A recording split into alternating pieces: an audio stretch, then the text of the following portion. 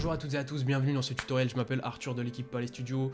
On réalise des clips, des vidéos promotionnelles, des prestations photographiques, des visuels. Je vous laisse regarder tout ça à l'Instagram suivant. Et pour la vidéo d'aujourd'hui, on va voir comment stabiliser sa vidéo à l'aide de Premiere Pro.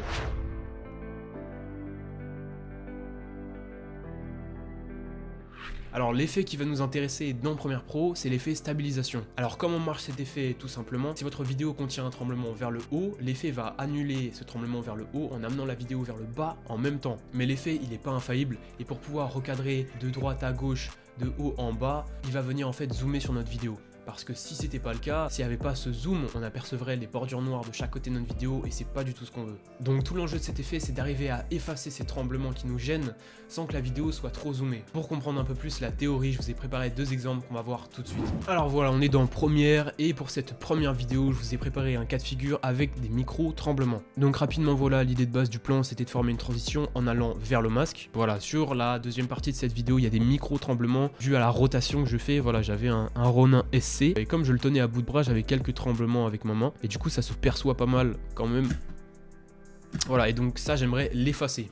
Donc ça fait un peu brouillon pour l'instant. Mais vous allez voir qu'avec un effet de stabilisation, ça n'a rien à voir. Ça peut vraiment sauver beaucoup de plans. Donc tac, je vais dans mes effets. Stabilisation qui se trouve dans effet vidéo déformation. Je le prends et je le glisse sur mon plan.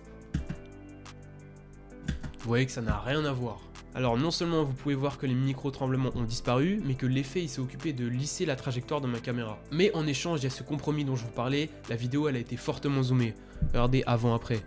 Avant-après. Voilà la quantité de zoom qui s'est rajoutée. Comment on peut voir la quantité exacte de zoom qui a été rajoutée?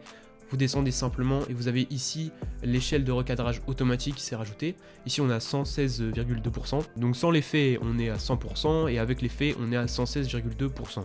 Selon les situations, ce zoom il peut être gênant. Alors pour pouvoir minimiser cet effet de zoom, on va venir jouer avec le pourcentage de lissage. Plus vous allez le baisser, moins l'effet de stabilisation sera fort et moins le zoom sera élevé. Plus vous l'augmentez, plus l'effet sera fort et plus le zoom sera élevé. Mais il y a un truc plus compliqué, il y a une nuance qu'il faut comprendre en fait, c'est que plus vous allez augmenter ce pourcentage de lissage, moins l'effet il va être efficace, plus vous allez aller chercher dans les derniers retranchements de l'effet en fait à 100%, vous allez avoir une vidéo ultra zoomée et avec quelques améliorations mineures au niveau de la stabilisation, mais rien de grandiose. C'est pour ça que voilà, jamais de ma vie j'ai utilisé une vidéo stabilisée à 100%. Si vous avez déjà eu des cas où vous avez eu à stabiliser des vidéos à 100%, franchement dites-le moi en commentaire, parce que moi jamais de ma vie ça m'est arrivé. Donc pour revenir à cette première vidéo, ce qui m'intéressait simplement moi, c'était de supprimer les micro-tremblements et pas forcément de lisser la trajectoire, je voulais garder un côté assez naturel. Et donc je vais descendre à 1%. 1% voilà. Et vous voyez que les micro-tremblements ont été supprimés. Je vous mets le avant-après. C'est très simple. Je vais dupliquer le clip. Je vais le mettre juste ici. Et sur ce deuxième, je vais enlever l'effet. Et vous allez voir. Donc le premier est stabilisé. Et le deuxième, vous voyez les micro-tremblements sur l'effet de rotation. Et bien ça a été supprimé grâce à l'effet stabilisation. Et vous voyez que vous n'avez pas besoin de pousser super loin le pourcentage de lissage. Pour ce deuxième exemple, j'ai choisi une vidéo qui est un peu plus longue. Donc les gens qui ont des petites configs, je vous conseille de couper un extrait de 3 à 5 secondes de votre vidéo qui constitue un échantillon représentatif des tremblements que vous allez avoir dans votre vidéo au total. Pourquoi faire ça? Parce que le temps de rendu, le temps de calcul de l'effet de stabilisation, il est assez long en fait. Donc si vous pouvez expérimenter sur 3 à 5 secondes avec l'effet stabilisation, voir les paramètres, la configuration qui vous conviennent le mieux pour la vidéo, c'est beaucoup plus intéressant et quand vous aurez trouvé votre bonne configuration, il vous restera plus qu'à appliquer l'effet sur la vidéo entière. Donc pour cette deuxième vidéo, on a une personne qui marche, je vais vous lancer la vidéo. Donc vous pouvez voir que j'ai shoot cette vidéo avec ma caméra à la main, qu'il y a pas mal de mouvements amples que j'aimerais un peu adoucir. Et donc encore une fois, j'ai pris l'effet et je les drop sur ma vidéo. On va relire la vidéo.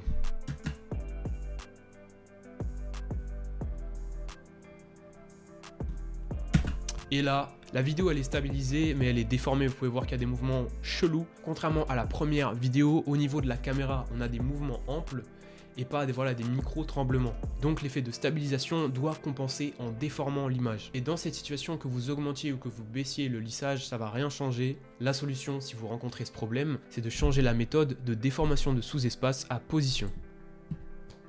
Maintenant, si je relis la vidéo, vous allez voir qu'il n'y aura plus l'effet de déformation.